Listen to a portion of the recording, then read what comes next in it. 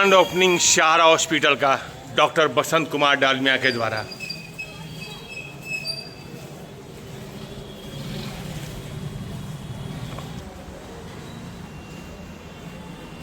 जय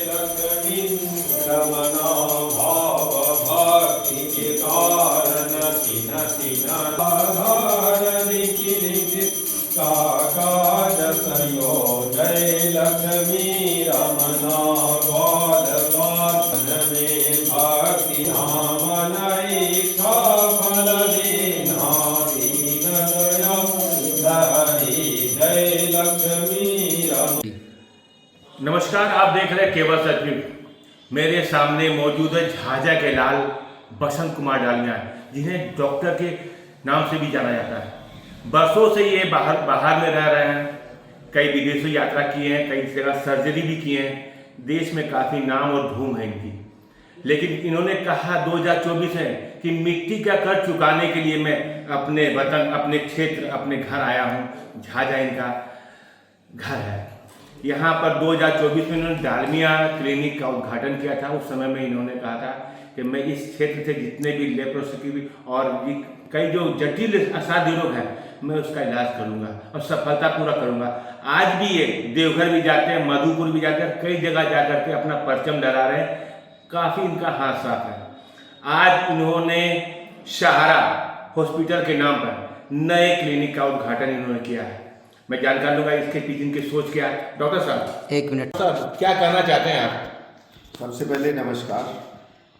झाझा की जनता को मैंने जो प्रॉमिस 2024 में किया था, जब मैं पहली बार डालमिया क्लिनिक का उद्घाटन किया था 7 जुलाई 2024 को, और 10 जुलाई 2025 में मैंने Dalmia laparoscopic and laser centre की शुरुआत करी थी।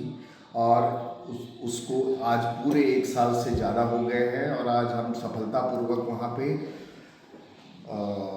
दूरबीन विधि द्वारा गॉल ब्लैडर, अपेंडिक्स, हर्निया सफल ऑपरेशन हम लोगों ने 1 साल में किया है।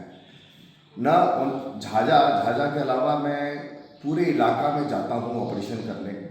जमुई है ना, साहिबगंज, गिद्धौर, सोनू, चकाय, बटिया, सिमुलतला में स्वामी विवेकानंद हॉस्पिटल में, मधुपुर और देवघर में अभी हम लोगों ने स्टार्ट किया है वहाँ एक कल्याणी हॉस्पिटल के नाम से VIP चौक पे।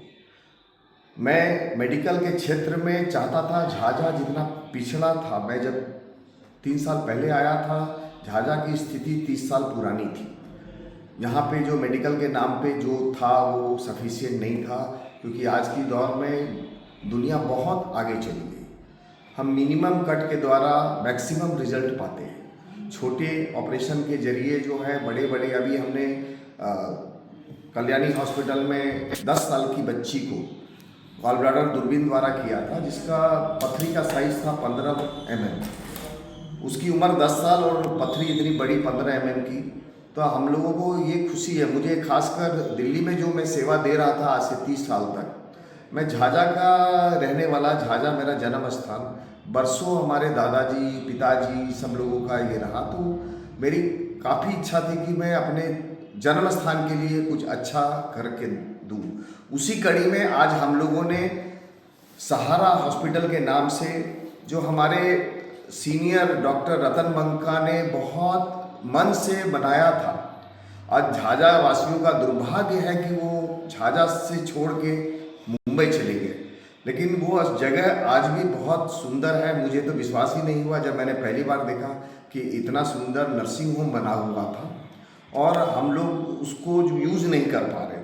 झाझा में आज भी कोई बहुत अच्छे सेटअप है नहीं, न कोई एक ऐसा हॉस्पिटल है जहां आयुष्मान योजना की हम लोगों को फैसिलिटी दे पाए। इसमें आपके द्वारा आयुष्मान योजना का लाभ लेंगे यहाँ के मरीज लोग? हमारा कोशिश है। आयुष्मान योजना या सरकार की इस योजना को लेने के लिए बहुत मशक्क़त करनी पड़ती है, बहुत रिक्वायरमेंट होती है। सबसे पहले तो रजिस्ट्रेशन होता है। आपको पता होगा झाझा के अंदर जितने भी अस्पताल हैं, रजिस्ट्रेशन नहीं होने से बड़ी परेशानी है। आए दिन छापा और ये सब होता है। लेकिन क्या है कि किसी चीज़ को सिस्टमेटिक ढंग से चलाने के लिए प्रक्रिया भी बहुत ज़्यादा है। सबसे पहले रजिस्ट्रेशन होना है, उसके बाद फायर NOC होना है, पॉल्यूशन है, BMW वेस्ट जो रिक्वायरमेंट है आयुष्मान की बहुत ज़्यादा है।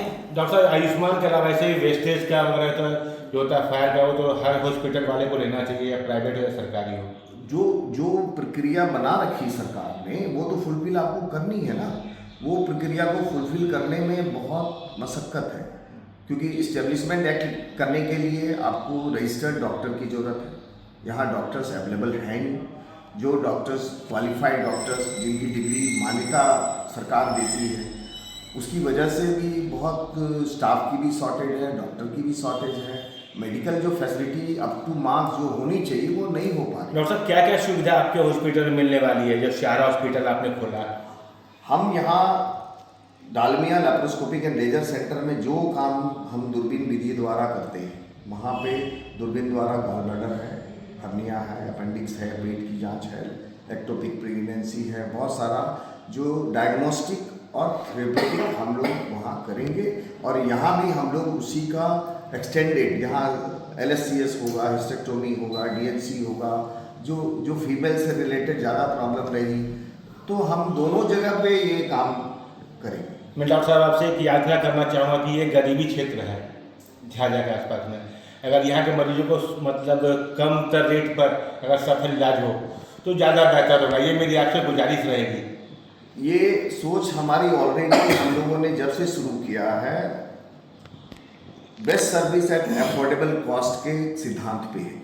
आप कोई भी हॉस्पिटल को आप खोलिएगा तो उसकी जो बेसिक रिक्वायरमेंट है, मशीनें इतनी इतनी महंगी है। अभी मैंने दिल्ली से मशीन लाई है, उसकी कीमत 15 लाख करीब है।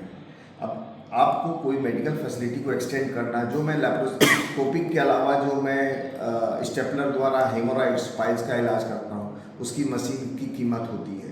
सरकमसीजन जो स्टेपलर से करता हूँ उसकी कीमत होती है। तो हमें बेस्ट सर्विस के लिए जो वर्ल्ड की बेस्ट सर्विस है, या दिल्ली में हो या मुंबई में हो, अभी हम ऑपरेशन जो यहाँ करते हैं वो मिनिमम भी करते हैं। डॉक्टर साहब, कितनी मशीनें आपके पास में इस समय है? अभी हमारे पास में हमने लेप्रोस्कोप पूरा सेट लिया हुआ है ना। हमारे पास में कॉटरी है, हमारे पास सक्शन मशीन है, हमारे पास ऑक्सीजन की फैसिलिटी पूरी है, मॉनिटर्स हमने लगा रखे हैं, और बेड वगैरह भी जो है हम लोग माने कि ऑटोमेटिक वाले बेड लगाए हैं। तो महंगे हैं ये सारे सामान जो। डॉक्टर साहब, मैं एक बात और कहना चाहता हूँ आपसे कि ये हॉस्पिटल आपने खोला है निजी अपने स्तर पर, लेकिन झाझा में कई ऐसे प्राइवेट हॉस्पिटल है जहाँ पर वो अपना नाम और बैनर लगा देते हैं, हॉस्पिटल में डॉक्टर का लिस्ट लगा देते हैं, ये 5-6 डॉक्टर यहाँ पर आते हैं। हम लोगों की मैं पत्रकार बंधु से भी गुजारिश करूँगा, रिक्वेस्ट करूँगा कि मेडिकल क्षेत्र से रिलेटेड जो बुराइयाँ होती हैं, कोई भी हॉस्पिटल है, बच्चे जन्म भी लेते हैं, पेशेंट वहाँ मरते भी हैं। जन्म लेंगे तो मरेंगे भी। हॉस्पिटल ऐसी जगह है जहाँ पे खाली बच्चे पैदा नहीं होंगे, पेशेंट भी मरेंगे अगर उनकी मृत्यु लिखी होगी तो। जिसका जन्म लिखा है उनके जन्म भी होते हैं। तो मेरा ये गुजारिश है कि आप लोग हॉस्पिटल से रिलेटेड जो नेगेटिव न्यूज़ होती है जो डॉक्टर के प्रति, हॉस्पिटल के प्रति, वो आप लोग न करें तो अच्छा। डॉक्टर साहब, मैंने ये कहा कि प्राइवेट हॉस्पिटल में डॉक्टर नहीं होते हैं, उसके लिए हम अपना नाम, कई डॉक्टर का नाम लिख देते हैं, उसके बारे में आप क्या कहना चाहते हैं? हम ये कहना चाहते हैं कि हमारे यहाँ के जो सिविल सर्जन हैं, जिस तरह से वो छापामारी कर रहे हैं, जो चीज़ों को स्ट्रीमलाइन करना चाहते हैं, वो बहुत अच्छा काम है। अगर वो रेगुलर अगर होता रहे, कड़ाई होती रहे, तो आप जो है, अब हमारे कागज़ को बहुत जगह लोग पेपर को नाम से यूज़ कर रहे हैं। हमें पता चलता है तो हम बोलते हैं भाई ऐसा नहीं करना। जहाँ भी हम जाते हैं वहाँ हमारा नाम लिखेंगे, हम OT नोट्स भी डालेंगे, हम साइन भी करेंगे, ऑपरेशन भी करेंगे, सब कुछ करेंगे। लेकिन क्या है, नाम आप डाल दो और वो डॉक्टर अगर अवेलेबल नहीं है तो वो नहीं करना।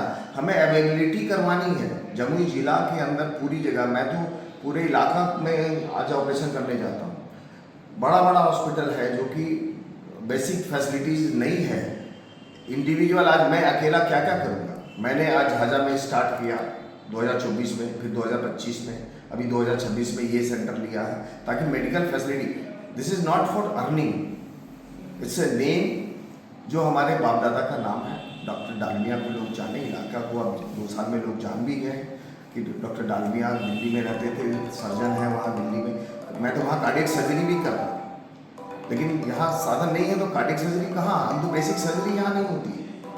कार्डियक सर्जरी तो बहुत दूर की बात है। तो झाझा में आज मेडिकल फैसिलिटीज़ जो है वो अभी फ़िलहाल नहीं है, जिसको हम लोग चाहते हैं कि एक्सटेंडेड हो और लोग यहाँ इन्वेस्टर आए और बढ़िया हॉस्पिटल बनाए, अच्छे बड़े बड़े अस्पताल बन जाएं, तो आज हमें बॉम्बे और दिल्ली और कलकत्ता कहीं जाना नहीं पड़ेगा। जी धन्यवाद। सर का डालमिया सर का है, जो कि इनके साथ में है, हम सर के साथ में है और पूरी तरह से हम इनका साथ में सहयोग करेंगे, हेल्प करेंगे।